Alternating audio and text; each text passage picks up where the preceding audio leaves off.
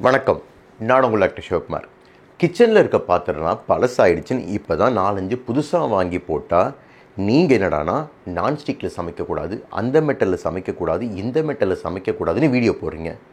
அப்புறம் எதில் தான் சார் சமைச்சு சாப்பிட்றது அப்படின்னு நீங்கள் கேட்டிங்கன்னா, இந்த வீடியோவில் எதை பற்றி பார்க்க போகிறோம் அப்படின்னா, எந்த பாத்திரத்தில் உணவை சமைத்து சாப்பிட்டால் உடல் நலத்திற்கு ஆரோக்கியமானது.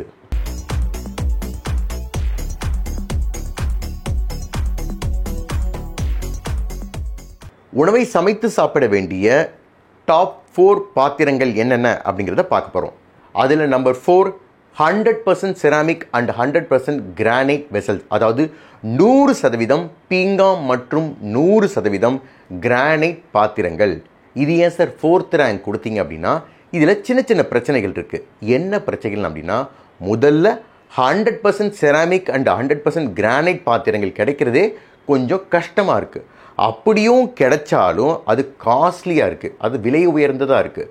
சார், ஹெல்த்துக்காக காசெல்லாம் பார்க்க முடியாதுன்னு வாங்கினாலுமே வெயிட்டாக இருக்கும், அது நார்மல் யூசேஜ் கொஞ்சம் கஷ்டமாக இருக்கும். அது மட்டும் இல்லாமல் இது ஈஸிலி பிரேக்கபிள், அதாவது எளிதில் உடையக்கூடியது. அதனால் அதை பார்த்து உடையாமல் பார்த்து வச்சுக்கிறதே ஒரு வேலையாக இருக்கும். ஆனால் சமைக்கும்போது எந்த ஒரு மெட்டலும் இந்த பாத்திரத்திலிருந்து உணவுக்கு வந்து சேராது. அதனால் உடல் நலத்திற்கு மிகவும் நல்லது. அது மட்டும் இல்லாமல் அசிடிக் உணவை இதில் தாராளமாக சமைத்து சாப்பிடலாம். ஏன்னா அசிடிக் உணவோடு இது ரியாக்ட் ஆகாது. அதனால தான் நம்ம பார்த்துருப்போம் இந்த ஊறுகாயெல்லாம் இந்த பீங்கான் ஜாரில் ஸ்டோர் பண்ணி வச்சுக்கிறத. இது ஒரு ஆயில் ரெசிஸ்டன்ட் பாத்திரமாக இருக்கிறதுனால நான்ஸ்டிக் மாதிரி தாராளமாக யூஸ் பண்ணலாம். இப்போதெல்லாம் செராமிக் ஆர் கிரானைட் கோட்டட் பாத்திரங்கள் தான் கிடைக்குது. அதாவது ஒரு மெட்டல் மேலே செராமிக் ஆர் கிரானைட் ஒரு கோட்டிங் கொடுத்த பாத்திரங்கள் தான் கிடைக்குது.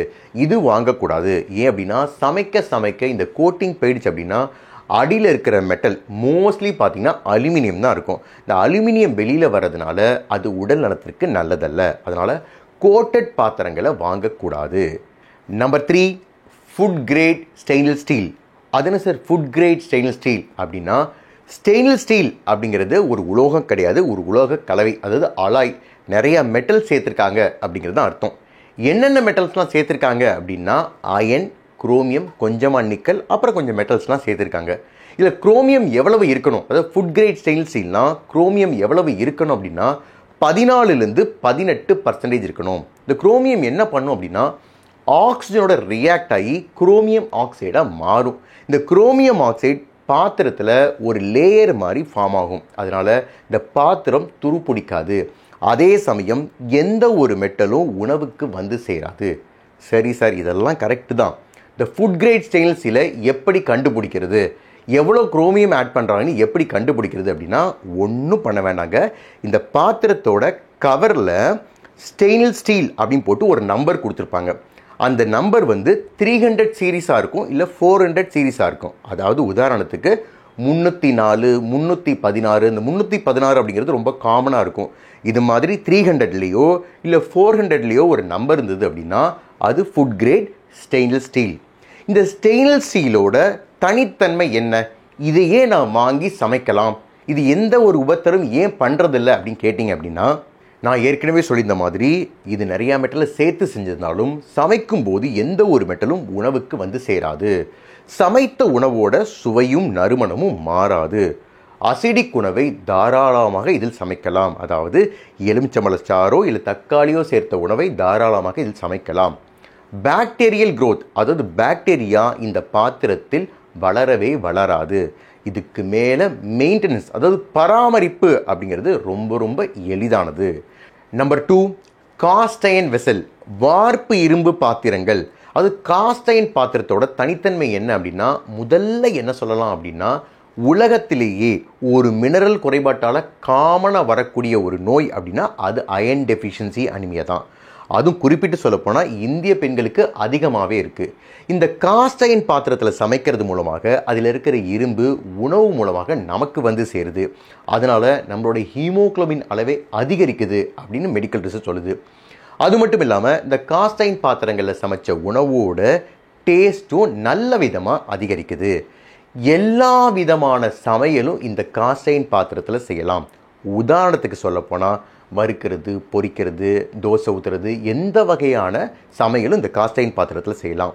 பெஸ்ட்டு நான்ஸ்டிக் பாத்திரம் அப்படின்னா இந்த காஸ்ட் அயர்ன் பாத்திரம் தான். அதாவது மெயின்டைன் பண்ணி வச்சுட்டா, சீசனிங் அப்படிம்பாங்க, இது மாதிரி சீசனிங் பண்ணி வச்சுட்டா இதுதான் பெஸ்ட்டு. எவ்வளோ ஒரு அசிடிக் உணவாக இருந்தாலும் இதில் சமைக்கலாம். இதுக்கு மேலே டியூரபிலிட்டி, அது எவ்வளோ வருஷம் ஆனாலும் காலங்காலமாக எப்படி நம்ம சொத்தை அடுத்தடுத்த ஜென்ரேஷன் கொடுத்துட்டு வரோமோ அதே மாதிரி உங்கள் வீட்டில் இந்த காஸ்ட் அயர்ன் பாத்திரம் இருந்ததுன்னா எவ்வளோ வருஷம் ஆனாலும் அடுத்தடுத்த ஜென்ரேஷன் கொடுத்துட்டு வரலாம், ஒன்றுமே ஆகாது. இதனால தான் இதை ஒர்க் ஹார்ஸ் ஆஃப் கிச்சன் அப்படின்னே சொல்லுவாங்க. ஆனால் இந்த காஸ்ட் அயர்ன் பாத்திரத்தில் ஒரு சின்ன பிரச்சனை இருக்குங்க. என்ன அப்படின்னா இது கொஞ்சம் கனமாக இருக்கும், அதனால் பார்த்து தான் யூஸ் பண்ணும்.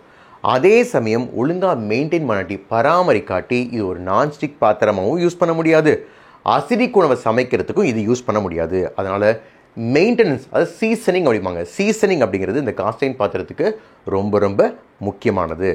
சரி சார், இதெல்லாம் புரிஞ்சிருச்சு. அப்பேலேருந்து காஸ்ட் அயர்ன் பாத்திரம் அப்படிங்கிறீங்க, அப்படின்னா அயன் பாத்திரம் அப்படின்னு ஒன்று இருக்கா? ஆமாம், அயன் பாத்திரம், அது இரும்பு பாத்திரம்னு ஒன்று இருக்குது, இந்த வார்ப்பு இரும்பு பாத்திரம் அப்படின்னு ஒன்று இருக்குது, காஸ்ட் அயர்ன் பாத்திரம் அப்படின்னு ஒன்று இருக்குது. இரும்பு பாத்திரம் அப்படிங்கிறது பியூர் இரும்பு ஷீட்டாக இருக்கும். அந்த ஷீட்டை என்ன ஷேப்புக்கு வேணுமோ அதை அப்படியே பண்ணுறது தான் இந்த இரும்பு பாத்திரம். ஆனால் அந்த காஸ்ட் அயர்ன் பாத்திரம் அப்படிங்கிறது 96% இரும்பை எடுத்து அதில் கொஞ்சம் கார்பன், 1-2% கார்பனை சேர்த்து உருக்கி என்ன ஷேப்புக்கு வேணுமோ அந்த மோல்டில் ஊற்றி வர்றது தான் இந்த காஸ்ட் அயர்ன் பாத்திரம்.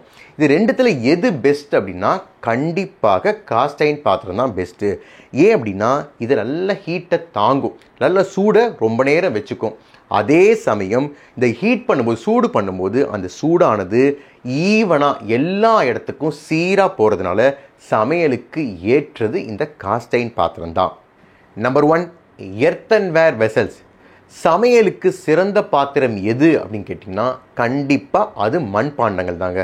இது நான் மட்டும் சொல்லுங்க, ICMR, Indian council of medical ரிசர்ச்சை ரெக்கமெண்ட் பண்ணுது.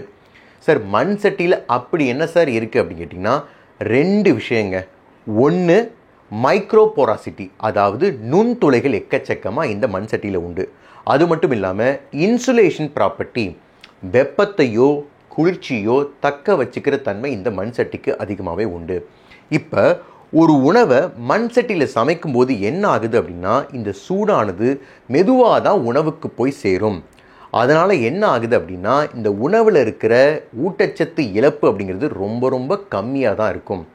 அதே சமயம் மற்ற பாத்திரங்களில் இந்த சூடானது உடனே உணவுக்கு போய் சேர்றதுனால அங்கே ஊட்டச்சத்து இழப்பு அப்படிங்கிறது ரொம்ப அதிகமாக இருக்கும். இதனால தான் மண் சட்டியில் சமைக்கிறது அப்படிங்கிறது ரொம்ப ரொம்ப சிறந்தது. அது மட்டும் இல்லாமல் சமைக்கிற உணவுக்கு மண் வாசனையும் மண் சுவையும் தருவதனால சமைத்த உணவோட சுவையும் தனித்தன்மையோடு இருக்குது. சூடும், அது சமைத்த உணவோட சூடும் அதிக நேரம் தக்க வச்சுக்குது. ஏன்னா இதுக்கு இன்சுலேஷன் ப்ராப்பர்ட்டி உண்டு.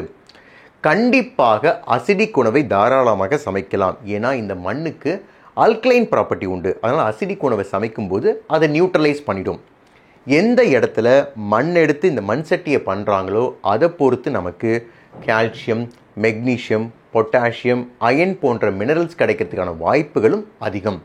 ஸோ மண் சட்டி சமையல் என்பது 100% நேச்சுரல் வே ஆஃப் குக்கிங், அதாவது 100% இயற்கை முறையான சமையல். ஆனால் இதில் ஒரு சின்ன டிஸ்அட்வான்டேஜ் இருக்குங்க. என்ன அப்படின்னா மண் சட்டியில் சமைக்கும்போது இந்த சமையல் என்பது கொஞ்சம் ஸ்லோவாக தான் இருக்கும். ஏன்னா நான் ஏற்கனவே சொன்ன மாதிரி இந்த சூடு என்பது உணவுக்கு மெதுவாக தான் போய் சேரும்.